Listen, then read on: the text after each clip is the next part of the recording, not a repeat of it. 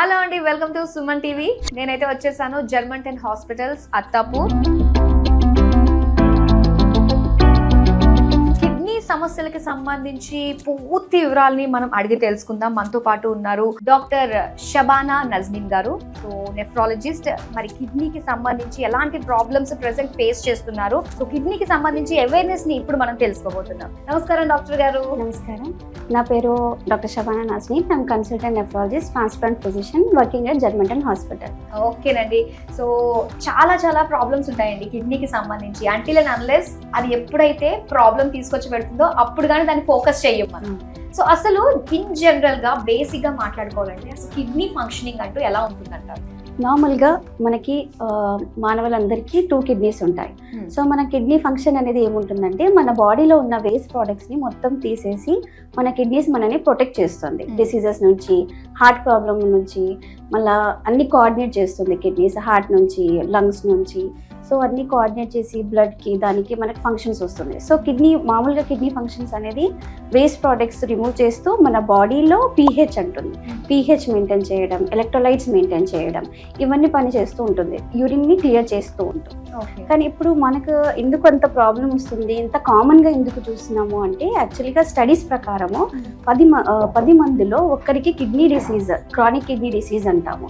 So అది problem కామన్గా ఉంది. So normal population without any diabetes, hyper tension ఉన్న 10లో ఒక్కరికి కిడ్నీ ప్రాబ్లం వచ్చే ఛాన్సెస్ ఎక్కువ ఉన్నాయి. ఓకే, సో రీజన్ ఏంటంటారు? ఇప్పుడు అంటే వాళ్ళ లైఫ్ స్టైల్ చేంజెస్ వల్ల ఈ ప్రాబ్లమ్స్ అన్ని ఇంకా ఎక్కువ అవుతున్నాయి అంటారా? లైఫ్ స్టైల్ చేంజెస్ ఒక మెయిన్, మీరు ఎలా చెప్పారో, సో మెయిన్ కాజెస్ ఎవరు రిస్క్లో ఉన్నారు అంటే డయాబెటీస్, షుగర్ వల్ల, బీపీ కంట్రోల్ లేకపోవడం వల్ల, లేదు పాస్ట్ హిస్టరీ అంటే వాళ్ళకి స్టోన్స్ ఉంటూ ఉంటాయి, అది ట్రీట్మెంట్ తీసుకోరు, అది దానివల్ల, లేదు అంటే ఒబేసిటీ కూడా చాలా ప్రాబ్లం ఇప్పుడు కిడ్నీ డిసీజ్ వాళ్ళకి. ఇంకా వేరే పాలిసిస్టిక్ కిడ్నీ డిసీజ్ అంటాం, అంటే కిడ్నీలో చిన్న నీరు పొరలో ఉండడం, దానివల్ల కూడా కిడ్నీ ప్రాబ్లం రావచ్చు. మోస్ట్ కామన్ అంటే మన లైఫ్ స్టైల్ నుంచి. Life style diseases nothing but ఇది మన బీపీ, షుగర్ అన్నట్టు. Diabetes one of the most common problem, hub, మన హైదరాబాద్ అనేది హబ్ డయాబెటీస్కి. సో ఇప్పుడు డయాబెటీస్ అంటే ఒక 3 డయాబెటీస్ పేషెంట్ ఉన్నారనుకోండి, దాంట్లో ఒక్క పేషెంట్కి కిడ్నీ ప్రాబ్లం ఖచ్చితంగా ఉంటుంది. సో అలాగే బీపీ పేషెంట్స్ ఉన్నారు, 5 మెంబర్స్లో ఒక్కరికి ఖచ్చితంగా kidney problem, chronic kidney disease అనేది ఉంటుంది. సో దీన్ని మనము స్క్రీన్ చేసుకుంటే కిడ్నీ ప్రాబ్లమ్ని ప్రివెంట్ చేయొచ్చు. ఎందుకంటే కిడ్నీ ప్రాబ్లం వల్ల మనకు వచ్చే సిమ్టమ్స్ అనేవి అర్లీగా రాదు, అది మన దురదృష్టం అనుకోండి. ఎందుకంటే కిడ్నీ వల్ల వచ్చే ప్రాబ్లమ్స్, క్రానిక్ కిడ్నీ డిసీజ్ వల్ల సిమ్టమ్స్ ముందుగా రావు. మీ కిడ్నీ 50% డ్యామేజ్ అయిన తర్వాతని అప్పుడు సిమ్టమ్స్ అనేవి కొన్ని వస్తూ ఉంటాయి. కాళ్ళవాపులు రావడము, ముఖం వాపు రావడము, యూరిన్ తక్కువ పోవడము, నీరసంగా ఉండడం, ఇంకా వాంతికి వచ్చినట్టు, ఇవన్నీ తర్వాత వస్తాయి అన్నమాట. క్రానిక్ స్టేజెస్, లాస్ట్ స్టేజెస్లో వస్తాయి. అప్పటి వరకు పేషెంట్కి అసలు ఏం సిమ్టమ్స్ ఉండవు. సో మోస్ట్లీ మాకు వచ్చే పేషెంట్స్ ఎలా వస్తారంటే ఈ కిడ్నీ డిసీజ్లో, క్రానిక్ కిడ్నీ డిసీజ్లో స్టేజెస్ ఉంటాయి. అంటే మామూలుగా చిన్న 2 టెస్ట్ ఉంటాయి, ఒక బ్లడ్ టెస్ట్, ఒక యూరిన్ టెస్ట్, క్రియాటినిన్ అని చెప్తాం బ్లడ్ టెస్ట్. సో మామూలుగా డయాబెటీస్, ఈ రిస్క్ పేషెంట్స్ ఉన్నారు కదా, diabetes, hypertension, obesity, past history of stones, or polycystic kidney disease, ఇలాంటి or family history of kidney disease, ఇలాంటి పేషెంట్స్లో మనము వాళ్ళు యాన్యువల్గా అంటే ఇయర్లీ, సంవత్సరానికి ఒకసారి ఈ చిన్న 2 టెస్ట్ చేయించుకుంటే వాళ్ళు కిడ్నీ డిసీజ్ నుంచి ప్రివెంట్ చేయడానికి ఈజీ ఉంటుంది. అంటే ఏ ఏజ్ వాళ్ళకి ఎక్కువగా ఈ రిస్క్ వచ్చే ఛాన్సెస్ ఉంటాయి, ఏ ఏజ్ నుంచి ఇలాంటి టెస్టులు చేయించుకుంటే మంచిది అంటారు? అంటే యాక్చువల్లీ ఇప్పుడు ఏ ఏజ్ అనేది, ఇప్పుడు చిన్నపిల్లలకి కొంచెం స్పెసిఫిక్ కిడ్నీ డిసీజెస్ ఉంటాయి. చిన్నపిల్లల్లో ఇప్పుడు 1 ఇయర్ నుంచి 11 ఇయర్స్ ఉన్నారనుకోండి, వాళ్ళకి ఇన్ఫెక్షన్ అయినప్పుడు నెఫ్రోటిక్ సిండ్రోమ్ అని చెప్తాము. సో అది ఆ పిల్లల్లో నెఫ్రోటిక్ సిండ్రోమ్ అని వచ్చే ఛాన్సెస్ ఉంటాయి. కానీ ఆ నెఫ్రోటిక్ సిండ్రోమ్కి ట్రీట్మెంట్ ఉంటుంది, ఆ పిల్లల ట్రీట్మెంట్ స్టీరాయిడ్స్, దానికి తగిన ట్రీటింగ్ చేసే డాక్టర్ తగిన ట్రీట్మెంట్ ఇస్తారు. సో అది వాళ్ళు ఫాలోఅప్లో ఉంటే అది రికవర్ అయిపోతుంది. తర్వాత ఇప్పుడు ఆఫ్టర్ 30 ఇయర్స్, ఇప్పుడు అంటే 40 ఇయర్స్ అన్నారనుకోండి, 30 to 40 ఇయర్స్ వాళ్ళు డయాబెటీస్కి, బీపీకి స్క్రీన్ చేయించుకోవాలి. More than 40 years your at risk అన్నట్టు, డయాబెటీస్కి రిస్క్, బీపీకి రిస్క్.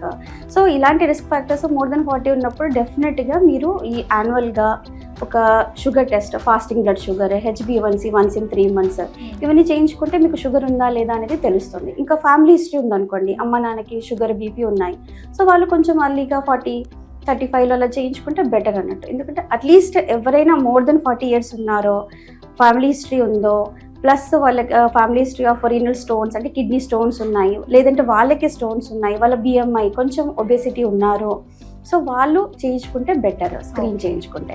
ఇంకా ఆల్రెడీ డయాబెటీస్ హైపర్టెన్షన్ ఉన్న వాళ్ళైతే కంపల్సరీగా ఇయర్లీ వన్స్ వాళ్ళు ట్రీటింగ్ చేసే ఫిజిషియన్ని అడిగి వాళ్ళ క్రియాటినిన్ యూరిన్ టెస్ట్ చేయించుకోవాలి. అంటే క్రియాటినిన్ ఎంత ఉంది, క్రియాటినిన్ బేసిస్ మీద వాళ్ళ బాడీ వెయిట్ ప్లస్ ఏజ్ దాన్ని బట్టి మనము EGFR అంటాం, అంటే వాళ్ళ ఫంక్షన్ చేసే కిడ్నీ ఎంత పర్సెంటేజ్ అనేది వాళ్ళు అడగాలి, వాళ్ళకి అవగాహన ఉండాలి. అప్పుడు వాళ్ళకు కొంచెం ప్రివెంట్ చేయడానికి ఈజీగా ఉంటుంది. మళ్ళీ యూరిన్లో ఏమైనా ప్రోటీన్స్ పోతున్నాయా, సో అది కూడా చూసుకుంటే బెటర్ అన్నట్టు. ఇప్పుడు కిడ్నీ స్టోన్స్ అన్నారు కదా, ఇప్పుడు కిడ్నీ స్టోన్స్ వచ్చినప్పుడు టూ మచ్ పెయిన్ వస్తూ ఉంటుంది, స్టోన్స్ క్లియర్ చేసేస్తూ ఉంటారు, మళ్ళీ దానికి ఆ టెండెన్సీ ఉంటుంది అంటారు, మళ్ళీ స్టోన్స్ వచ్చే ఛాన్సెస్ ఉంటాయా? అంటే ఇప్పుడు కిడ్నీ స్టోన్స్ అనేది డెఫినెట్గా మన ఉండే ఎన్విరాన్మెంట్, మన లైఫ్ స్టైల్, మనం తినే ఆహారం దాన్ని బట్టి ఉంటుందన్నమాట. ఇప్పుడు అనుకోండి మనకు కిడ్నీ స్టోన్ ప్రాబ్లం వచ్చింది, సో యంగ్ పేషెంట్ ఉన్నారు, ఒక 30 years లేదంటే 20 years పేషెంట్ ఉన్నారు, ఒకసారి పెయిన్ వచ్చినప్పుడు జస్ట్ వాళ్ళు ఆ పెయిన్కి ఎమర్జెన్సీలో వెళ్ళి ఇంజెక్షన్స్ తీసుకుంటారు, తర్వాత నొప్పి అయిపోయినాక ఇంకా వాళ్ళు దానికోసం ఏం చేయరు, మళ్ళీ ఎప్పుడో సంవత్సరానికి వాళ్ళకి మళ్ళీ పెయిన్ వచ్చినప్పుడు అప్పుడు మళ్ళీ డాక్టర్ని కన్సల్ట్ అవుతారు. Otherwise first time second time ఉన్నప్పుడు వాళ్ళు లైట్గా తీసుకొని జస్ట్ ఆ పెయిన్ కిల్లర్స్ తీసుకొని దాని గురించి ఏం వర్కప్ చేయరు.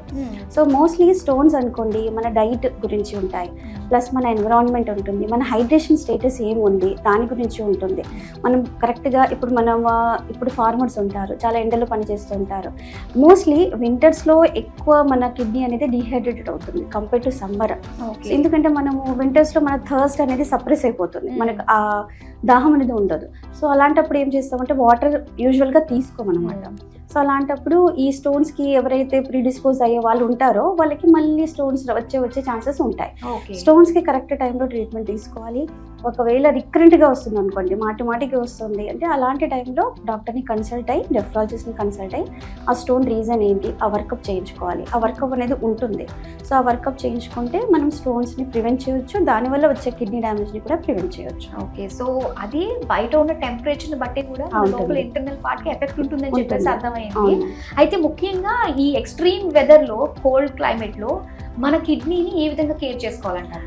కిడ్నీని యాక్చువల్లీ వింటర్ సీజన్స్లో మనం అందరము వామ్ బ్లడెడ్ యానిమల్స్ అన్నమాట.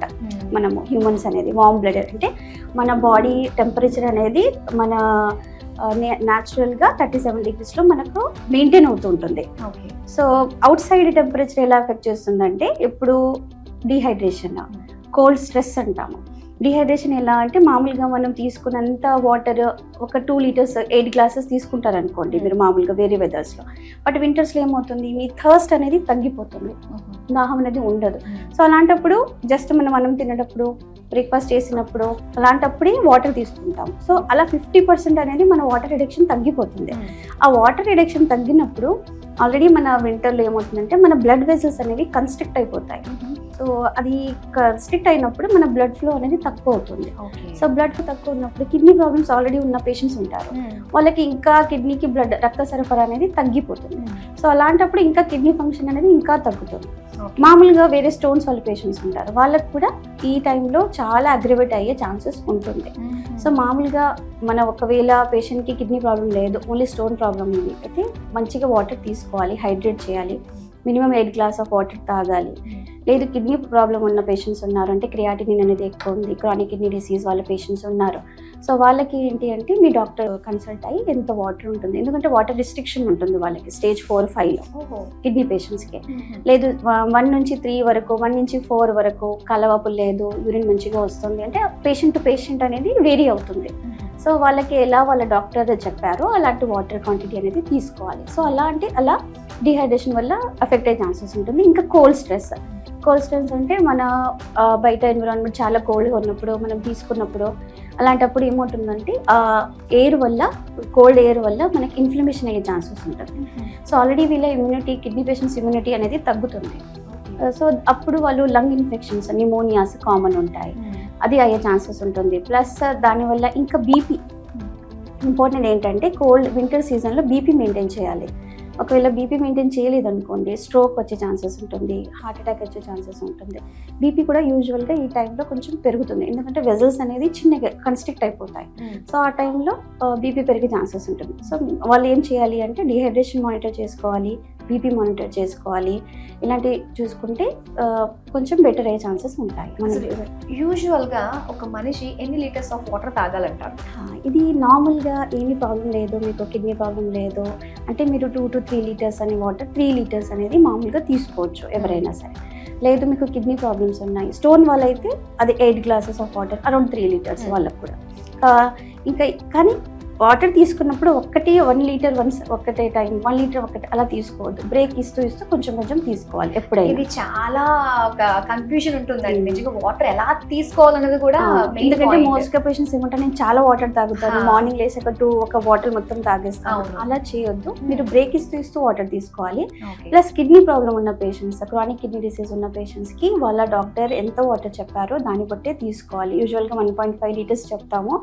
ఒకవేళ హార్ట్ ప్రాబ్లం ఉంది, ఒకవేళ యూరిన్ తగ్గుతుంది, ఇంకా డయాలసిస్ పేషెంట్స్ ఉంటారు, సో వాళ్ళకి రెస్ట్రిక్షన్ ఉంటుంది అనమాట. Less than 1 litre or 500 to 1 litre మధ్యలో వాళ్ళకి చెప్తాము. ఎందుకంటే ఓన్లీ వాటర్ అనేది ఉండదు, మళ్ళీ కాఫీ, టీ, మన సాంబార్ ఇవన్నీ దాంట్లో ఉంటాయి కదా. సో అది కూడా లెక్క చేసి వాళ్ళకి మనం స్పెసిఫిక్గా చెప్తాము కిడ్నీ పేషెంట్స్కి ఎంత వాటర్ తీసుకోవాలి, అది ఇంపార్టెంట్. ఓకే. అండ్ ఇంకోటి ఏంటంటే కామన్ మిత్స్ అనొచ్చు, ఏదన్నా అనొచ్చు. సో జనరల్గా మనం వినేది ఏంటంటే ఎక్కువ పెయిన్ కిల్లర్స్ వాడితే కిడ్నీ కొట్టేస్తుంది అంటారు. ఇది ఎంతవరకు నిజం? అది మిత్ కాదు, అది నిజమే కామన్గా. ఎందుకంటే మన ఏంటి అంటే యూజువల్గా మనం డాక్టర్కి లాస్ట్లోనే వెళ్తాము. మోస్ట్లీ మనం అన్ని ట్రై చేసుకుంటాం మన సైడ్ నుంచి. సో మన సెల్ఫ్ నాలెడ్జ్, పక్కన ఇంటి వాళ్ళ నాలెడ్జ్, అందరి నాలెడ్జ్, గూగుల్ నాలెడ్జ్ అన్నీ తీసుకొని మన ట్రీట్మెంట్ తీసుకుంటాము. అది తర్వాత అంత ఎఫెక్ట్ అయిన తర్వాత దెన్ వీల్ అప్రోచ్ మన డాక్టర్ని. పెయిన్ కిల్లర్స్ కిడ్నీకి ఎలాగ కొట్టేస్తుంది మీరు ఎలా చెప్పారో అలాగే ఉంటుంది. ఎందుకంటే పెయిన్ కిల్లర్స్ అవాయిడ్ చేయాలి.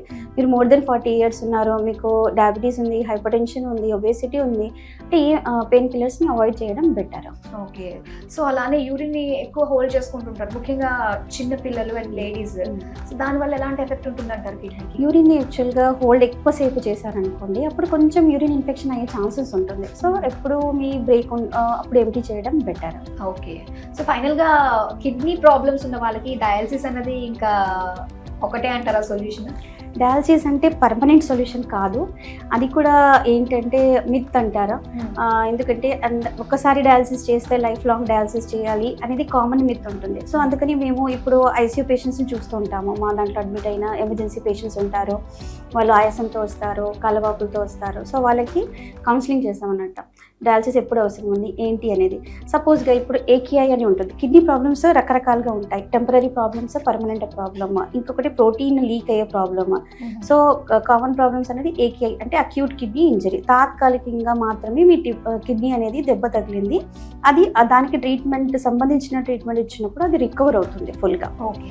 సో ఇంకొకటి ఏంటంటే నెఫ్రోటిక్ సిండ్రోమ్. నెఫ్రోటిక్ సిండ్రోమ్ అంటే ఓన్లీ ప్రోటీన్ లీక్ అవుతుంది, మీ కిడ్నీ ఫంక్షన్ బాగుంటుంది కానీ బట్ ప్రోటీన్ అనేది మీ మెంబ్రెయిన్ అనేది ఫిల్టర్ చేసే మెంబ్రెయిన్ ఉంటుంది కదా, ఇలా మనం టీని ఇలా ఫిల్టర్ చేస్తామో అలాగే మన కిడ్నీ కూడా మన వేస్ట్ ప్రోడక్ట్స్ని ఫిల్టర్ చేస్తుంది ఆ చన్నీ నుంచి. సో ఆ చన్నీలో ప్రాబ్లం ఉన్నప్పుడు మీకు కిడ్నీ నెఫ్రోటిక్ సిండ్రోమ్ వచ్చే ఛాన్సెస్ ఉంటుంది. సో అలాంటప్పుడు బట్ కిడ్నీ అనేది ఫంక్షనింగ్ బాగానే ఉంది, జస్ట్ ఓన్లీ ఫిల్టరేషన్ ఎఫెక్ట్ అవుతుంది, దానికి మనం సంబంధించిన ట్రీట్మెంట్ ఇచ్చినప్పుడు అది కూడా రికవర్ అవుతుంది. ఇంకొకటి ఏంటి అంటే ఒకవేళ ఏకేఐ నేను అది తాత్కాలిక ప్రాబ్లం మనం ట్రీట్ చేయలేదు, సో అది వెళ్తూ వెళ్తూ వెళ్తూ వెళ్తూ ఏమవుతుందంటే పర్మనెంట్గా కిడ్నీ డ్యామేజ్ చేస్తుంది, క్రానిక్ కిడ్నీ డిసీజ్ అంటాం దాన్ని.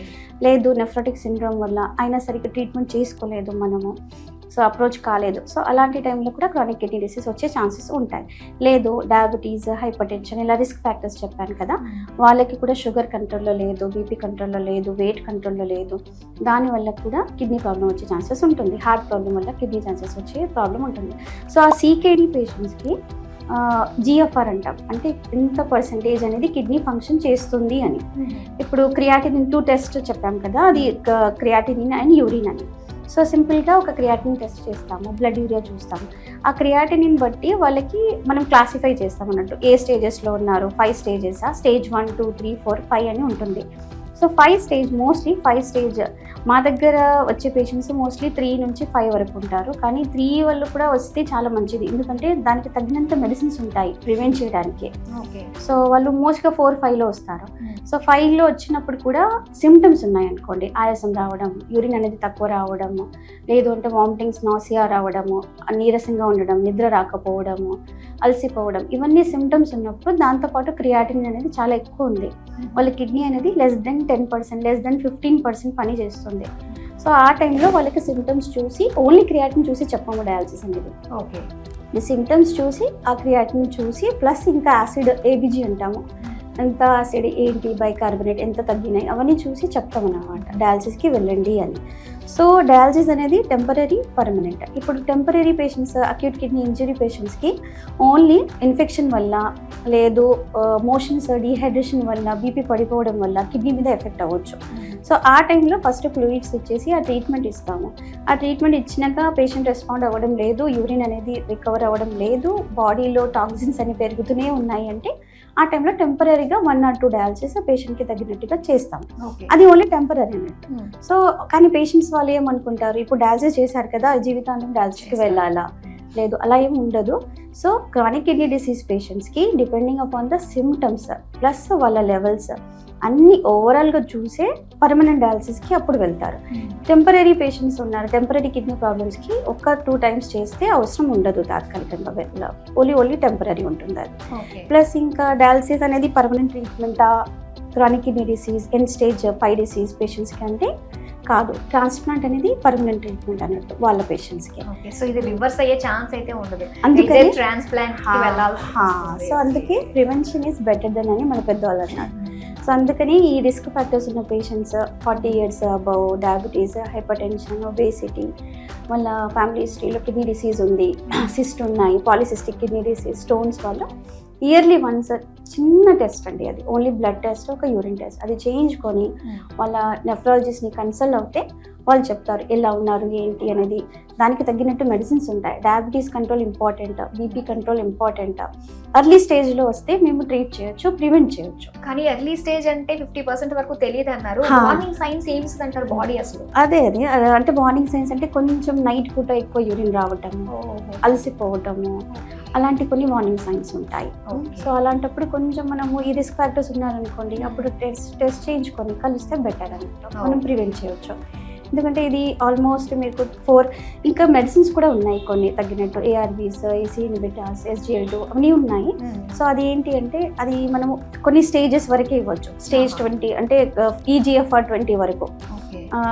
ఆ టైంలో వాళ్ళు వచ్చారనుకోండి, అప్పుడు కూడా మనము దాన్ని ప్రివెంట్ చేయడానికి ట్రై చేయొచ్చు. జర్మంటన్ హాస్పిటల్స్ అంటేనే ఆర్థోలో నెంబర్ 1. అండ్ ఈ చుట్టుపక్కల అత్తాపూర్, అటు మెహదీపట్నం, శంషాబాద్, గచ్చిబౌలి, ఈ చుట్టుపక్కల వాళ్ళందరూ కూడా సో ఆల్ అండర్ 1 roof అండి. సో ప్రతి ఒక్కరికి కూడా హెల్దీగా ఇక్కడ నుంచి బయటకు వెళ్ళొచ్చు అని చెప్పేసి కాన్ఫిడెంట్గా వస్తూ ఉంటారు. అండ్ ఇక్కడ ఇస్తున్న సర్వీసెస్ అలాంటివి అని చెప్పేసి వాళ్ళ మాటల్లో అర్థమవుతూ ఉంటుంది. సో మీరేమంటారు? యాక్చువల్లీ ఇది 1 day ఇది కాదు, సో ఇది మొత్తం ఆల్ డిపార్ట్మెంట్స్ చేసిన ఇది కృషి. ప్లస్ ఇక్కడే అఫోర్డబుల్ ట్రీట్మెంట్ ఉంటుంది. Plus we treat all types of kidney diseases అన్నట్టు. అంటే AKI టెంపరీ కిడ్నీ డ్యామేజ్ అయినా, నెఫ్రోటిక్ సిండ్రోమ్ అయినా, క్రానిక్ కిడ్నీ డిసీజ్ అయినా, డయాలసిస్ అయినా, ఈవెన్ ట్రాన్స్ప్లాంట్ వర్కప్ అయినా, బయాప్సీ, రీనల్ బయాప్సీ అంటాం, అంటే కిడ్నీ డ్యామేజ్ దేనివల్ల అయింది, వాళ్ళ క్రియాటిన్ దేనివల్ల పెరిగింది, అది కూడా మేము చేస్తాము. ప్లస్ ఇంకా డయాలసిస్కి యాక్సెస్ అని ఉంటుందన్నమాట, fistula creation, plus sperm cath అంటాము, టెంపరీగా ప్లేస్ చేస్తాము. ఇవన్నీ ప్రొసీజర్స్ మన జన్మెంటన్ హాస్పిటల్లో అవైలబుల్ ఉంటుంది. సో అవన్నీ చేస్తున్నాము. పేషెంట్స్కి affordable treatment and complete perfect treatment ఇవ్వడానికి మేము ట్రై చేస్తున్నాం అన్నట్టు. డయాలసిస్లో కీ పాయింట్స్ ఏమున్నాయండి?